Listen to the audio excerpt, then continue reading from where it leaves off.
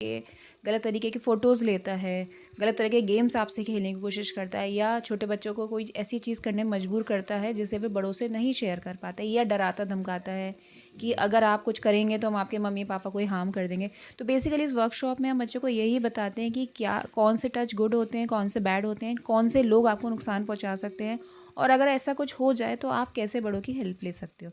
तो मुहिम का उद्देश्य मेरा ये है कि अगर पूरे जीवन में मैं एक बच्चे को भी सेक्सुअल अब्यूज़ से बचा पाई तो मेरी मुहिम सक्सेसफुल होगी मेरे लिए। अब कितने बच्चे बच पाते हैं, कितने नहीं कर पाते, हम बहुत मैं सीरियसली इस प्रोजेक्ट को ली हूँ। पिछले 3 साल से मैं हर महीने में 1 या 2 वर्कशॉप करती आ रही हूँ और मेरा यही प्लान है कि ये करते रहें और इस जो मुहिम है उसे बड़ा और व्यापक रूप में कर पाएँ। माता पिता को मैम क्या संदेश देना चाहेंगी? देखिए, माता पिता पिता के लिए 2-3 बातें हैं। एक तो ये कि आजकल सब लोग वर्किंग हैं, पेरेंट्स दोनों जॉब में होते हैं तो टाइम नहीं दे पाते। तो आप जो टाइम नहीं दे पाते हैं, तो जो कम टाइम भी है उसमें बच्चों को अवेयर ज़रूर करें। बच्चों को ये चीज़ आप लोग भी बताएं कि आपके घर में रिलेटिव भी आ रहे हैं तो उन पे भी आँख बंद करके ट्रस्ट ना करें। अपने बच्चे को भी बताएं कि अगर कोई रिलेटिव उनसे कुछ भी गड़बड़ करने की कोशिश करता है, और गड़बड़ क्या होती है ये आप उन्हें शब्दों में समझाएं कि अकेले रूम में ले जाना या बच्चे से कुछ भी ज़बरदस्ती करना, तो बच्चे में इतना कॉन्फिडेंस डालें कि वो आपसे शेयर कर पाए। दूसरा माता पिता के लिए बहुत इंपॉर्टेंट संदेश है कि ये सारी घटनाएं सिर्फ बेटियों के साथ नहीं होती, बेटों के साथ भी होती है, तो बेटों पे भी पूरा ध्यान दें। तीसरा, बहुत सबसे इम्पोर्टेंट, जब बच्चा आपके पास कंप्लेंट लेकर आए, स्पेशली आपके रिलेटिव्स के लिए, जैसे आपके मामा चाचा या कज़िन्स के लिए, तो इस बात को ऐसे नज़रअंदाज ना करें कि बच्चा झूठ बोल रहा है या कुछ ऐसे ही कह रहा है, कहानियाँ बना रहा है। बच्चे की कंप्लेंट पे ज़रूर ध्यान दें। आपका बच्चा आपकी प्रायोरिटी होना चाहिए, आपके रिलेटिव्स नहीं।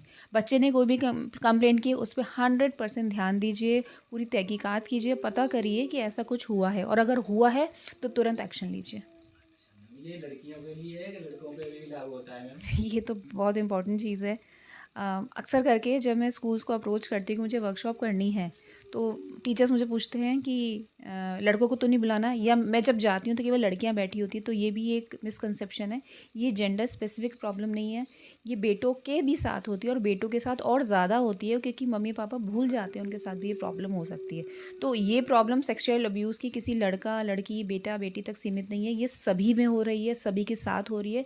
सभी को ध्यान देने की ज़रूरत है, और दोनों ही जेंडर्स, लड़के और लड़कियों को इसके लिए प्राइम करने की ज़रूरत है। कभी कभी बच्चे अपने माँ बाप को बता भी नहीं पाते हैं डर की वजह से, तो मैम क्या कहना चाहेंगी? माता पिता के लिए क्या संदेश है? माता पिता के लिए ये संदेश है कि माता पिता का कर्तव्य यहाँ पे पूरा नहीं होता कि बच्चे को आईफोन दिला दिया, या बड़े होटल में खाना खिला दिया, फॉरेन ट्रिप करा दी। ये बहुत छोटी चीज़ें।